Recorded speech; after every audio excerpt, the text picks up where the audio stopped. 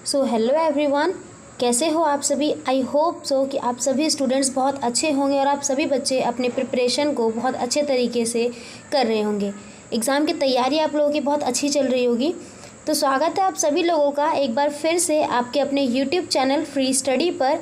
और ये जो वीडियो है वो ख़ास होने वाली है सेकेंड सेमेस्टर वाले स्टूडेंट्स के लिए जिनका हिस्ट्री का पेपर है। ठीक है, जिनका 10 तारीख को हिस्ट्री का पेपर है उनके लिए बहुत ही ख़ास होने वाली है, बीए वाले स्टूडेंट्स के लिए भी। तो चलिए स्टार्ट करते हैं अपनी इस वीडियो को और समझते हैं कि एग्ज़ाम के पॉइंट ऑफ व्यू से कैसे कैसे क्वेश्चंस पुट हो सकते हैं। और ये बेसिकली जो वीडियो है ये उन क्वेश्चंस के ऊपर है जो हर बार एग्ज़ाम में रिपीटेड क्वेश्चन पूछे गए हैं और सेम ही फॉर्मेट में पूछे गए, यानी बार बार रिपीट होने वाले क्वेश्चन है ये। ठीक है, तो बहुत ही आसान है ये। चलो हम समझते हैं अपने क्वेश्चन को और स्टार्ट करते हैं अपनी इस वीडियो को। तो देखिए सबसे पहला क्वेश्चन क्या कह रहा है। पहला क्वेश्चन आपका जो आया है वो आया है आपका यूनिट 1 से। इसमें बोला है कि गुप्त काल की राजनीतिक, आर्थिक व सामाजिक अवस्था का क्या करना है, विश्लेषण करना है। ये जो क्वेश्चन आएगा वो आपका एग्जाम में कम से कम 15 नंबर का आ सकता है, 10 नंबर का भी आ सकता है, पर कम से कम 15 नंबर का ये पक्का आएगा। डेफिनेटली है कि आएगा ही आएगा, श्योर है। तो ठीक, तो ये आपका गुप्त काल वाला जो क्वेश्चन है बहुत अच्छे से आप प्रिपेयर करके जाना। ये पक्का है कि गुप्त वंश से आपका एक ना एक क्वेश्चन ज़रूर बनेगा। उसके अलावा प्रश्न नंबर दूसरा है, इसमें बोला है ये यूनिट 1 से आपका क्वेश्चन आया हुआ है। आपके अध्ययन काल के इतिहास में, फिर अध्ययन काल के इतिहास में इतिहास के पुनर्निर्माण के लिए साहित्यिक, पुरातात्विक और स्रोतों के महत्व की क्या करनी है, यहाँ पर चर्चा करनी। ये भी आपका एग्जाम में 15 नंबर तक का क्वेश्चन आ सकता है। ठीक, जो यूनिट 1 है जिनमें हमने साक्ष्यों के सर्वेक्षण के बारे में पढ़ा था, अगर आपने अपना सिलेबस कवर नहीं किया तो आप सबसे पहले जाकर के हमारी वीडियोस देख सकते हो। ठीक है, तो उसमें हमने आपको बहुत अच्छे से बताया था कि इतिहास के पुनर्गठन में साहित्यिक और पुरातात्विक स्रोत जो हैं वो किस किस तरीके से और क्या महत्व रहा है आखिरकार उनका। तो आसान से ये भी कर सकते हो, बहुत ईजी क्वेश्चन है। उसके अलावा प्रश्न नंबर तीसरा है आप लोगों का, विभिन्न स्रोतों के आधार पर हर्षवर्धन की उपलब्धियों का क्या करना है, मूल्यांकन। मोस्ट इम्पॉर्टेंट क्वेश्चन है, आप इस पर स्टार लगा लो। मोस्ट इम्पॉर्टेंट है, हर बार हर्षवर्धन पर एक ना एक क्वेश्चन ज़रूर आता है, या तो उसकी राजनीतिक स्थिति को लेकर के आएगा।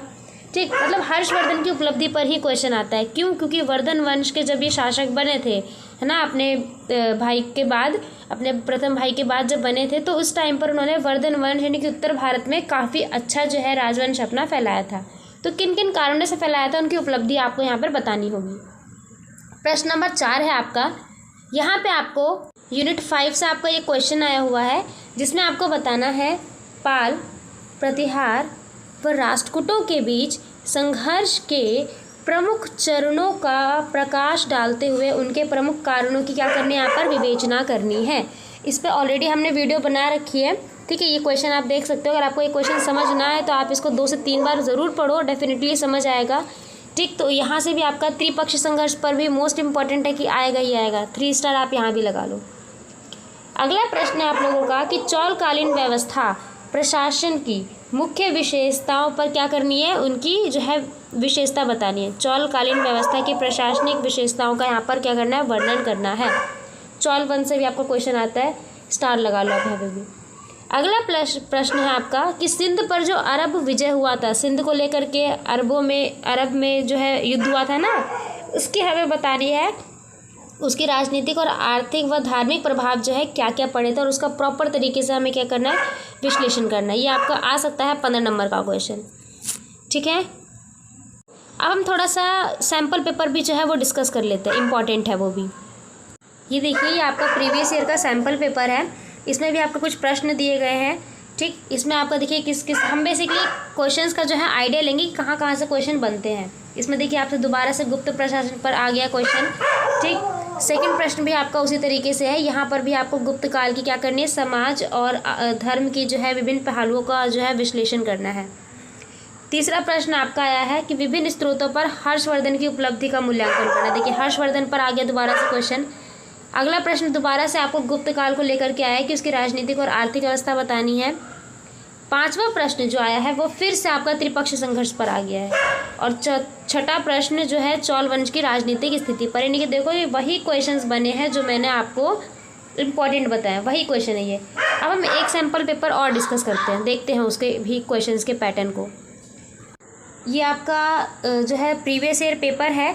इसमें देखिए पहला प्रश्न आपसे पूछ रहा है कि इसमें समुद्रगुप्त की उपलब्धि के बारे में बताना है। समुद्रगुप्त पर भी आपका जो है क्वेश्चन बन सकता है, ये भी आपका इंपॉर्टेंट है कि समुद्रगुप्त की उपलब्धि पर क्वेश्चन है, ये भी आपका आ सकता है। स्टार लगा लो आप यहाँ पे। प्रश्न नंबर दूसरा पूछा है आपसे, गुप्त काल की अर्थव्यवस्था और समाज पर क्या करनी है, एक निबंध लिखनी है। ठीक, दोबारा से आपको गुप्त वंश पर आ गया। आप जो है अच्छे से अगर प्रिपेयर करना चाहते हो ना अपने एग्ज़ाम को, तो आप सेकेंड यूनिट ज़रूर प्रिपेयर करना, क्योंकि यहाँ से 110% तक ही क्वेश्चन आएगा ही आएगा। गुप्त वंश के बारे में पूछेगा, राजनीतिक व्यवस्था पूछ सकता है, सामाजिक व्यवस्था ही पूछ सकता है, धार्मिक, कला, साहित्य और साहित्यिक व्यवस्था भी उनकी पूछ सकता है। हर्षवर्धन के बारे में भी आप ज़रूर करना, उसके राज्य विस्तार और जो है प्रशासन के बारे में पूछ सकता है, जैसे प्रश्न नंबर 3 में पूछा गया है। प्रश्न 4 में आपसे फिर से गुप्त काल के बारे में पूछ लिया, उसके राजनीतिक और आर्थिक परिवर्तन।